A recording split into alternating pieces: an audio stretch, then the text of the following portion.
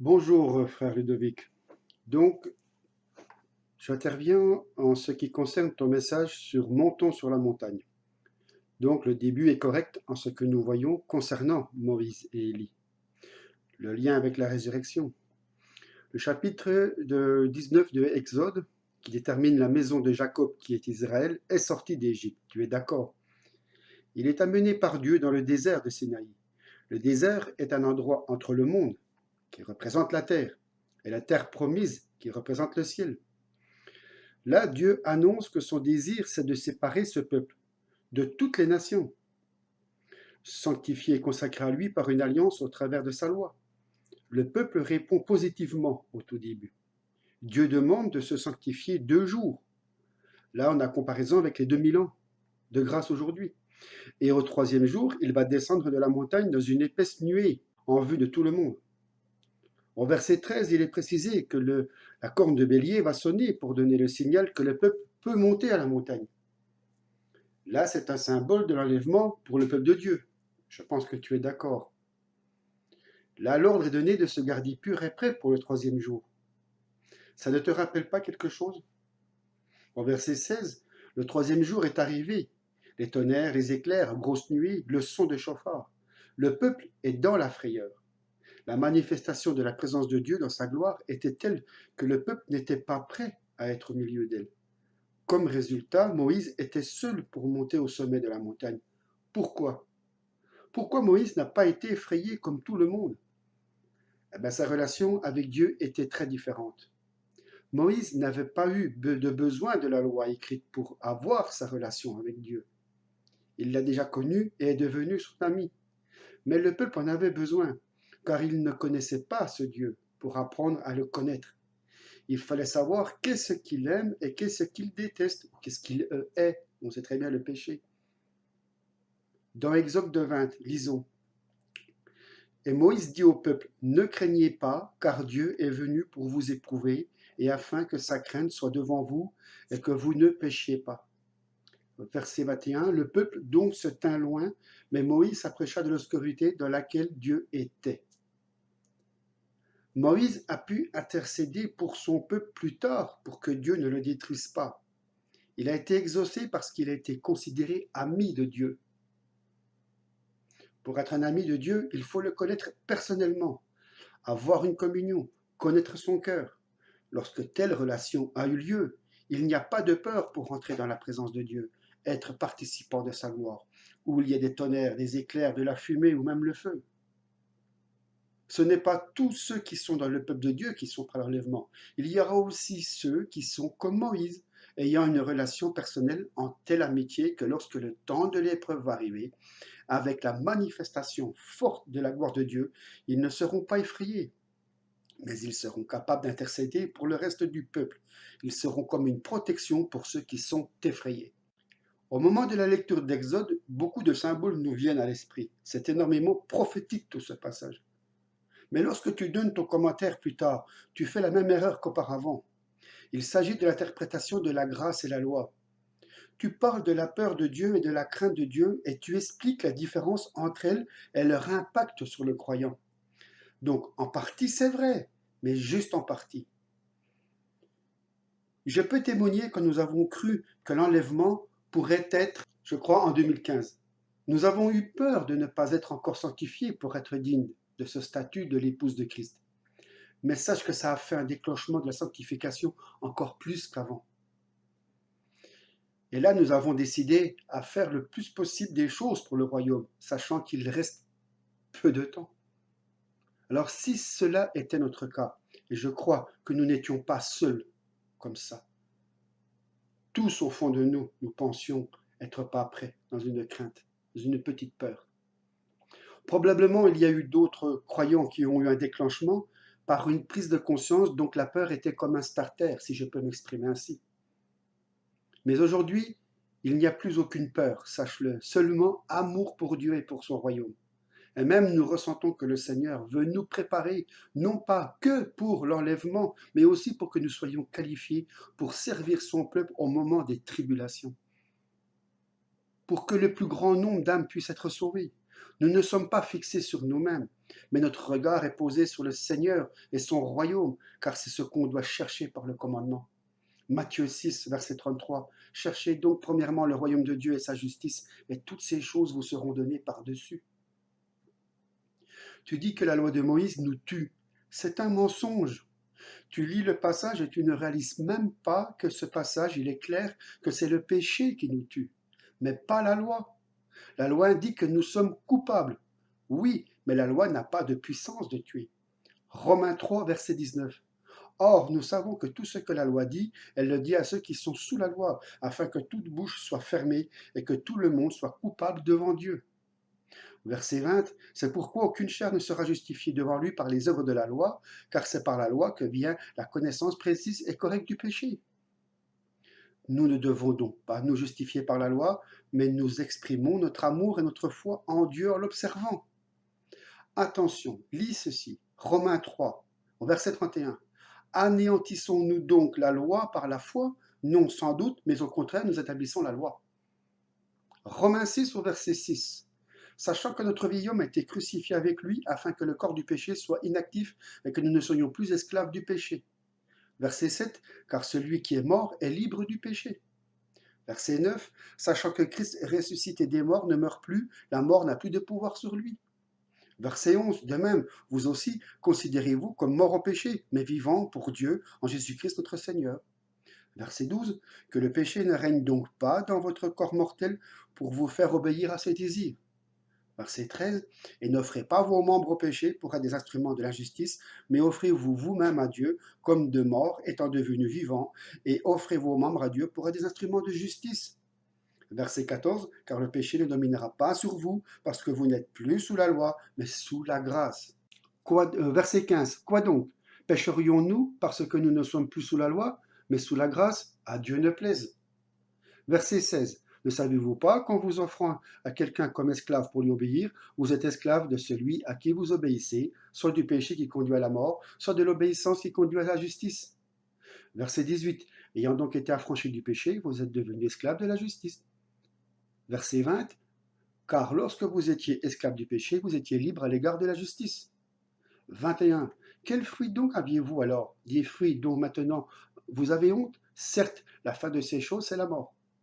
Verset 22. Mais maintenant que vous avez été libérés du péché et que vous êtes devenus esclaves de Dieu, vous avez pour fruit la sanctification et pour fin la vie éternelle. Car, au verset 23, pardon, car le salaire du péché, c'est la mort, mais le don gratuit de Dieu, c'est la vie éternelle, par Jésus-Christ notre Seigneur. Prenons Romains 5, au verset 5. Car lorsque nous étions dans la chair, les passions des péchés excités par la loi agissaient dans nos membres de manière à produire des fruits pour la mort. Au verset 6, mais maintenant nous sommes délivrés de la loi, étant morts à cette loi sous laquelle nous étions retenus, afin que nous servions Dieu dans un esprit nouveau, et non selon la lettre qui a vieilli. Verset 7. Que dirons-nous donc? La loi est-elle péché? À Dieu ne plaise. Au contraire, je n'ai connu le péché que par la loi, car je n'aurais pas connu la convoitise si la loi n'avait pas dit « Tu ne convoiteras pas ». 12. La loi donc est sainte, et le commandement est saint, et juste et bon. Verset 13. Ce qui est bon est-il donc devenu pour moi la mort? Nullement. Mais le péché, afin de se manifester en tant que péché, a produit en moi la mort par ce qui est bon, afin que, par le moyen du commandement, le péché devienne excessivement pécheur. 14. Nous savons en effet que la loi est spirituelle, mais moi, je suis charnel, vendu au péché. Verset 17. Et maintenant donc, ce n'est plus moi qui fais cela, mais c'est le péché qui habite en moi. Verset 21. Je trouve donc cette loi au-dedans de moi. Quand je veux faire ce qui est bon, le mal est attaché à moi. Verset 22. Car je prends bien plaisir à la loi de Dieu quant à l'homme intérieur. 23. Mais je vois dans mes membres une autre loi qui combat contre la loi de mon esprit et qui me rend prisonnier à la loi du péché qui est dans mes membres. Verset 24. Misérable être humain que je suis, qui me délivrera du corps de cette mort? 25. Je rends grâce à Dieu par Jésus-Christ, notre Seigneur. Ainsi donc, moi-même, je suis par l'Esprit esclave de la loi de Dieu, et je suis par la chair esclave de la loi du péché. Et on va reprendre encore quelques versets de Romains 8, au verset 1 à 4. Il n'y a donc maintenant aucune condamnation pour ceux qui sont en Jésus-Christ, lesquels ne marchent pas selon la chair, mais selon l'Esprit. Parce que la loi de l'Esprit de vie qui est en Jésus-Christ m'a affranchi de la loi du péché et de la mort. Il est clair là, dans la loi du péché et de la mort. On ne parle pas des commandements.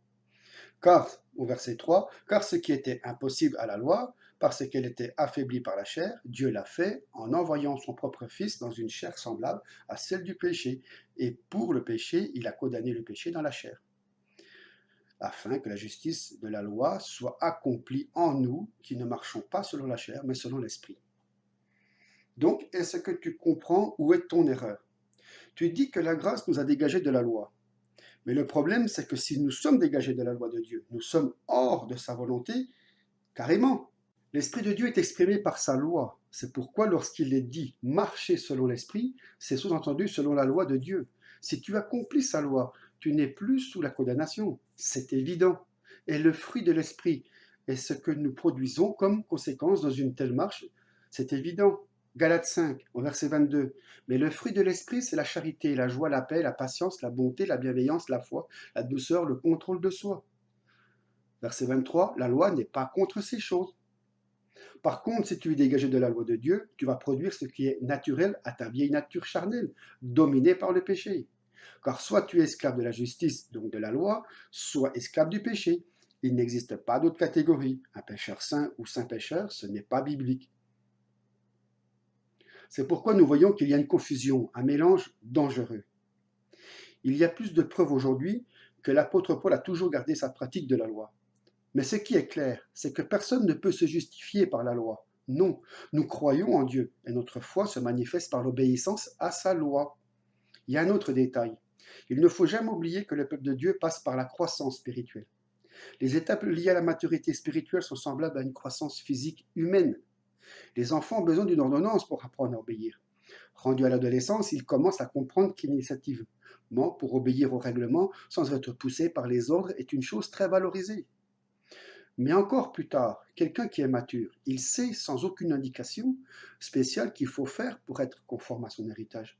Puisque pour prendre son héritage et continuer ce qui est déjà établi avant lui, il faut avoir les mêmes caractéristiques que le maître. Il est de même avec le peuple de Dieu. Dieu a engendré son fils, donc Israël, le peuple. On va lire Exode 4 au verset 22. Tu diras donc à Pharaon, ainsi parle Yahweh, Israël est mon fils, mon premier-né. Au mont Sinaï, ce fils, entre guillemets, je le place, reçoit la loi pour savoir comment fonctionne le royaume, et en même temps pour être représentant du royaume de Dieu sur terre, témoigner aux nations la gouvernance de Dieu. La loi est imposée par ordonnance au début, comme nous, les parents, font avec nos enfants, mais l'objectif de Dieu est que cette loi soit ancrée dans les cœurs de ses enfants. Alors il demande de serrer ses commandements dans le cœur. Proverbe 3, verset 1. Mon fils, n'oublie pas mon enseignement et que ton cœur garde mes commandements. Proverbe 7, verset 2. Garde mes commandements et tu vivras. Garde mes enseignements comme la prunelle de tes yeux. Quel parent ne veut pas que son enfant commence à faire des choses liées au règlement par sa propre volonté et par amour? C'est la raison pourquoi, à un temps fixé, l'alliance sera renouvelée, comme une graduation pour son fils, puisque ce fils passe à l'âge d'un adolescent où il peut commencer à être plus responsable. Avec l'Esprit Saint, la loi de Dieu est gravée dans le cœur du Fils et il peut désormais marcher dans la justice par sa décision d'être consacré au royaume, sans aucune demande spécifique, seulement par la connaissance du cœur de son Père. Celui qui veut hériter ce royaume doit aimer la loi de Dieu pour devenir un de ses représentants, car le royaume est régi par la loi de Dieu. Ce n'est pourquoi personne ne peut pas y rentrer s'il y a une tache, une souillure, tu me comprends. Dans le lieu saint des saints, rien qui est impur ne peut pas se tenir, il sera brûlé. C'est la raison pourquoi ceux qui pratiquent la loi sans qu'elle leur soit imposée, ce sont ceux qui sont passés à la maturité dans leur âge spirituel. Apocalypse 2, verset 26. Et au vainqueur, à celui qui gardera mes œuvres jusqu'à la fin, je donnerai autorité sur les nations. Apocalypse 21, verset 7. Le vainqueur héritera de toutes choses, et je serai son Dieu, et il sera mon fils. Voilà. Je voudrais rajouter aussi ce message donc, sur le comportement entre les frères et sœurs dans le royaume de Dieu. C'est la raison pourquoi j'ai voulu faire ce message en audio, une vidéo audio, et la mettre sur YouTube. Donc, je voudrais rajouter donc, ce message. Donc, malheureusement, il est triste de constater que grand nombre de chrétiens ne traitent pas ses frères et sœurs comme étant des membres de la même famille On a un Père de nous tous. Je te pose la question, comment penses-tu passer l'éternité avec ceux que tu ne veux pas supporter aujourd'hui? Est-il normal de se séparer de ceux qui sont différents de toi, qui ont la compréhension ou le niveau de la révélation différente de toi? Ou même tout simplement l'âge spirituel différent de toi, plus bas ou plus haut, qu'importe. Est-ce que c'est normal de se mettre un mur entre toi et eux? Séparation et protection. C'est un rôle que le mur a normalement, mais est-ce que c'est ce que l'on doit avoir comme attitude? Le Seigneur nous a unis en lui pour former un seul corps, et nous sommes une seule famille où il y a plusieurs membres de différentes maturités, expériences, avec la diversité des talents et capacités. Lorsque nous avons les conflits, de quelle façon nous devons les traiter? Couper le lien avec la personne? Est-ce que c'est une expression de l'amour? Est-ce que Jésus nous enseignait cela? Non, Jésus n'a pas enseigné cela. Au contraire, il voulait que nous prenions son exemple pour pouvoir donner notre vie à nos frères. Donner la vie, c'est se vider de soi-même. C'est de se consacrer pour son frère ou sa sœur lorsque ça ne va pas. Pourquoi? Parce que nous devons tout regarder selon la valeur du royaume et selon la vie. Si nous sommes intéressés que notre frère ou sœur soit avec le Seigneur, nous devons servir avec eux, avec amour, c'est-à-dire avec le sacrifice de notre part. Et comprends bien, le sacrifice n'est jamais quelque chose d'agréable pour notre chair. Pas du tout. Il faut se forcer pour servir à ceux qui sont différents. Bien souvent, ils peuvent devenir des adversaires. Et moi, ça, je ne le veux pas. Mais ce n'est pas parce qu'ils agissent comme ça qu'ils ne sont pas nos frères et sœurs. Pas nécessairement. Le Seigneur a dit que l'enfer ne peut pas prévaloir sur son Église, son épouse, sa famille. Donc là, tu es en train de mettre un mur entre toi et ceux qui ne te plaisent pas. Tu as deux possibilités. Soit tu n'es pas de la famille de Dieu, soit tu permets à l'ennemi de te mentir. Si tu fais partie de la famille de Dieu, vis en estimant les valeurs du royaume comme quelque chose de primordial. Car c'est avec cette famille que tu vas passer toute l'éternité. Il faut que le mur soit la protection de cette famille et qu'il sert à la séparation du reste du monde. Construis des ponts avec les frères et sœurs ayant une bonne motivation familiale. Considère que nous avons tous de quoi apporter pour l'édification de cet édifice spirituel que nous sommes. Et c'est seulement dans la relation interdépendante que l'Esprit Saint peut travailler nos caractères pour nous façonner à son image. Ne sois pas prompt pour te séparer de quelqu'un à cause de la divergence quelconque. Sois prudent et ne juge pas vite. Peut-être il y a des choses à apprendre de l'un ou de l'autre, comme moi je peux apprendre de toi, d'autres frères. Mais inversement, je dis dans la paix du Seigneur, que notre Seigneur nous garde dans ses voies. Amen. À bientôt.